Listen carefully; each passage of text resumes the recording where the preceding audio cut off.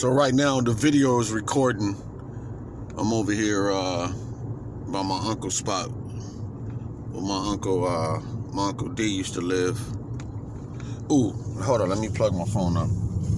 I'm making this video real quick, but I gotta plug the phone up. So anyway, these neighborhoods over here has claimed many lives. I'm hopping on the freeway right now. These neighborhoods over here, it's funny how the neighborhoods over here has claimed many lives due to poverty and just lack of opportunity. You know what I'm saying? Due to poverty and lack of opportunity. So with all that being said, I wanted to touch on the video. It's funny because I cannot turn this camera around.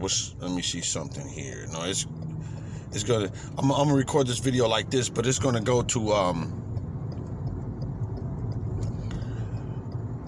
if I try to turn it around or anything like that, it's not gonna work. So what's gonna happen is it's gonna go to the camera. So I'm gonna leave it right here.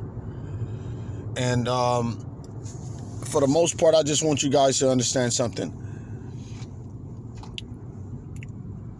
Encouraging ourselves and being encouraged on a consistent basis, on a day-to-day basis, is one of the most important things to our mind that we can possibly think of.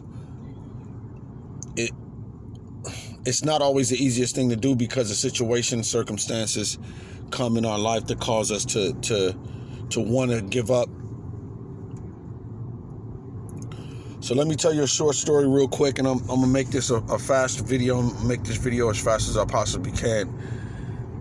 I mentioned the neighborhood my uncle grew up in. I mentioned the lack of opportunity. I mentioned the mind and what these neighborhoods can do to our minds if we're not smart enough to outsmart it, or what life circumstances can do to our minds. So you take these neighborhoods right here, and then you take somebody with a PhD and 2 master degrees,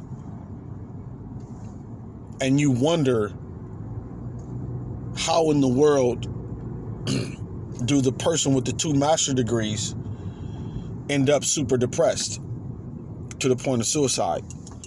I heard a story that a lady was talking about her husband, and she had mentioned that her husband was depressed and she didn't know it. She had mentioned the fact that he was well accomplished. She mentioned the fact that he was well educated. She also mentioned the fact that they were like this complete happy family. So she thought. And then she started to do some research, because she said that one day she told her husband that she loved him, and he looked back at her one day after I guess so many years, he finally looked. She said it shocked her, because he looked back at her and was like, "There's like 7 billion people on the planet. Why do you love me so much?" Right? It's what he said to his wife, and so she had never heard him say that before. And it started to work on her, and at times she would catch him in this depressed state. Right?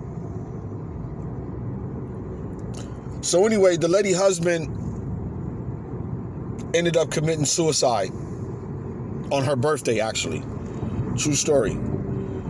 The lady husband ended up committing suicide on her birthday because he was being bullied. She referred to his depression as the bully in his brain. That's what she referred to his depression as. The bully in his brain, which means this bully was telling him, like, your family is better off without you, right? Your wife don't love you. There's for example, there's 7 billion people on the planet. Why she love you so much? you know? I like that concept she came up with, the bully in his brain, because this is what I'm noticing. A lot of people kind of don't really care about, we care because, you know, well, let me just say it like this. What I'm noticing, that a lot of people are less concerned with dying. Like, some of the people that I've been talking to is like, dying don't seem like a bad idea. Because of the bully. There's bullies in mostly like every aspect of our life, man. Whether it's our own thoughts, whether it's the neighborhood that we grew up in, where people bullied our resources. The bully in the brain, the bully is real. And it caused the man that had a beautiful family with 2 master's degrees and some kind of PhD to kill himself, listening to the voice inside the mind. Now, I always pray that, you know, I'm protected. I always pray that my mind stay protected, because when you grow up in these neighborhoods, anger, frustration, and living inside the bubble of poverty is a bully. And I've watched it take a lot of men. I've watched it take men. I've watched it cause men to call on death. And to really become all of these type of killers, and men who were not even born that way, but born in the neighborhood to where they saw all of this senseless murders and senseless killings going on, and they didn't see a way out. I had one of my partners that passed away, one of my best friends. He know I'm gonna tell his video. He know I gotta tell the story. I know my dude I know my dude is still with us in spirit, but I tell his story because he told me one day, he said, I feel like I don't fit in society. That's what he told me, because of the way I look, because of the things that I've been through. The bully in his brain said, I don't feel like I fit into society, into this society. I understood. Because I was one trying to fit in, trying to find a place where you can just take care of your family or take care of yourself and be the giver at heart that you are, and all that good old stuff. So the bully inside his brain, my dude passed away, he's gone.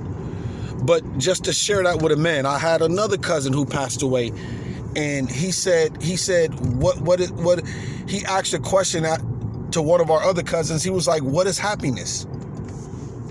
I mean, what is it really though?